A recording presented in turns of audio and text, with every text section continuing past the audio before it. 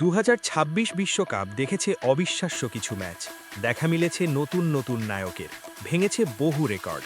কিন্তু এই বিশ্বকাপের এমন একটি দৃশ্য আছে যেটি হয়তো স্কোর লাইন ভুলে যাওয়ার পরও ফুটবল প্রেমীদের মনে রয়ে যাবে।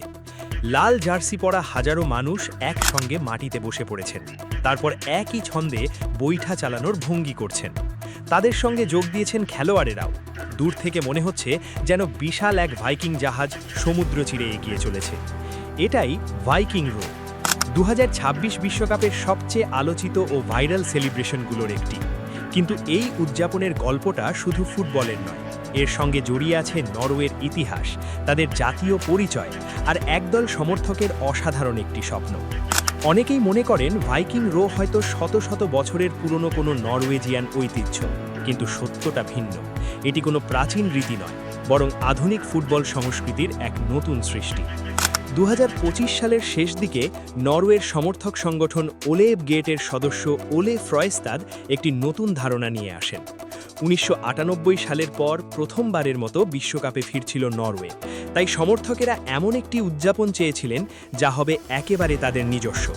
এমন কিছু যা দেখলেই সবাই বুঝবে এটাই নরওয়ে, সহজ হবে, সবাই অংশ নিতে পারবে আর দেশের ভাইকিং ঐতিহ্যেরও প্রতীক বহন করবে। সেই ভাবনা থেকেই জন্ম নেয় ভাইকিং রো। এই সেলিব্রেশন করার নিয়মও খুব সহজ। সবাই পাশাপাশি বসে পড়বে, তারপর একই ছন্দে বৈঠা চালানোর মতো হাত নাড়বে। প্রতিটি ভঙ্গির সঙ্গে গর্জে উঠবে একটি শব্দ, রো, নরওয়েজিয়ান ভাষায় যার অর্থ বৈঠা চালাও। দূর থেকে দৃশ্যটা দেখতে ঠিক ভাইকিংদের লং শিপের মতো লাগে, যেন শত শত মানুষ একই নৌকায় বসে সামনে এগিয়ে চলেছে। এই প্রতীকটার পেছনেও রয়েছে ইতিহাস। অষ্টম থেকে একাদশ শতাব্দীর মধ্যে ভাইকিংরা তাদের লম্বা কাঠের জাহাজে চড়ে ইউরোপের বিভিন্ন অঞ্চলে অভিযান চালাত। সেই জাহাজগুলো শক্তি আর সাহসের প্রতীক ছিল ঠিকই, কিন্তু আরও বড় কথা ছিল দলগত সমন্বয়। কারণ একটি লং শিপ তখনই দ্রুত এগোতে পারত যখন প্রতিটি নাবিক একই ছন্দে বৈঠা চালাত। সেই দর্শনই আজ ফুটে ওঠে ভাইকিং রোতে। এখানে কোনো একক নায়ক নেই, সবাই একসঙ্গে এগিয়ে যায়, ঠিক যেমন একটি সফল ফুটবল দল।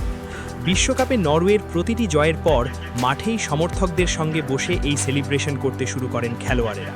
Martin Odegaard, Erling Haaland, Oscar Bobb একজনের পর একজন যোগ দেন সেই সারিতে। এমনকি কোচ স্টোলে সোলবাকেনও খেলোয়াড়দের পাশে বসে বৈঠা চালান। কয়েক সেকেন্ডের সেই দৃশ্য মুহূর্তেই ছড়িয়ে পড়ে সামাজিক যোগাযোগ মাধ্যমে। তবে ভাইকিং রোয়ের সবচেয়ে সুন্দর দিকটা ছিল এর বার্তা। গ্রুপ পর্বে নরওয়ে ও ফ্রান্সের ম্যাচের আগে দুই দেশের সমর্থকেরা একসঙ্গে উদযাপন করেন।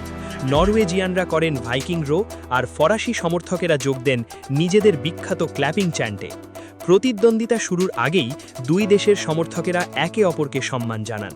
ফুটবল যে বিভাজনের নয়, বরং মানুষকে এক করার শক্তি রাখে, এই দৃশ্য যেন সেটাই আবার মনে করিয়ে দেয়। বিশ্বকাপে নরওয়ের স্বপ্ন শেষ হয়েছে, কিন্তু ভাইকিং রো থেমে যায়নি। দেশে ফিরে অসলোর রাস্তায় হাজার হাজার সমর্থক আবারও একই ছন্দে বৈঠা চালিয়েছেন। কারণ এটি শুধু জয় উদযাপনের একটি ভঙ্গি নয়, এটি ঐক্যের প্রতীক, একসঙ্গে এগিয়ে যাওয়ার প্রতিশ্রুতি।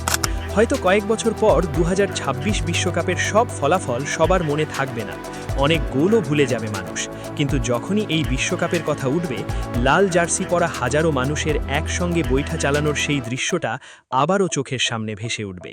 কারণ ফুটবলে কখনো কখনো একটি ট্রফি একটি দলের পরিচয় হয়ে ওঠে, আবার কখনো একটি সেলিব্রেশনই হয়ে ওঠে একটি পুরো জাতির পরিচয়। আর 2026 বিশ্বকাপে নরওয়ের জন্য সেই পরিচয়ের নাম ভাইকিং রো।